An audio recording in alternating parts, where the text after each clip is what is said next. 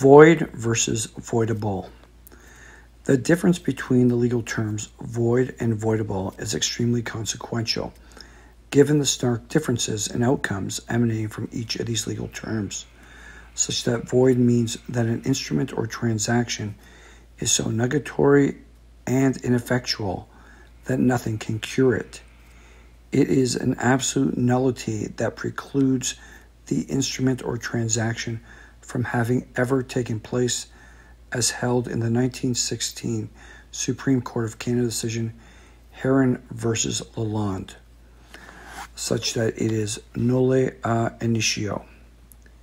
Meanwhile, voidable presents an imperfection or defect that can be cured by the act or confirmation of the person who could take advantage of it. Thus, acceptance of rent will make good a voidable lease, yet it will not affirm a void lease.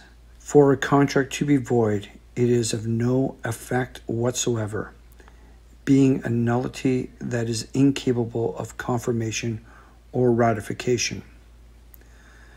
Justice Deschamps, in the 2011 Supreme Court of Canada case iTrade Finance Inc. versus Bank of Montreal, affirmed the long-standing proposition put forth by Chief Justice Fitzpatrick in the 1917 Supreme Court of Canada case Bolliff Grain Company versus Ross that, quote, "What is only voidable and not void cannot be held as invalid until it has been rescinded.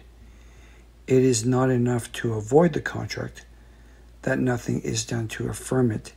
It must be disaffirmed," end quote.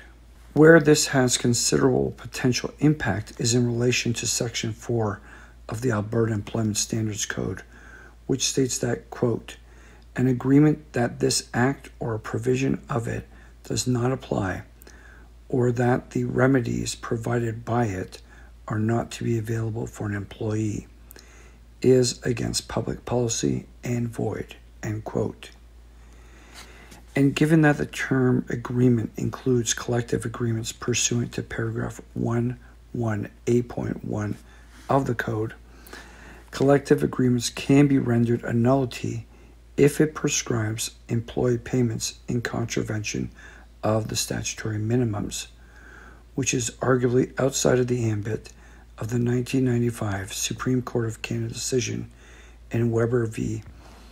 Ontario Hydro that serves to keep union disputes outside of the court's purview, as a collective agreement would be rendered void ab initio. Thank you.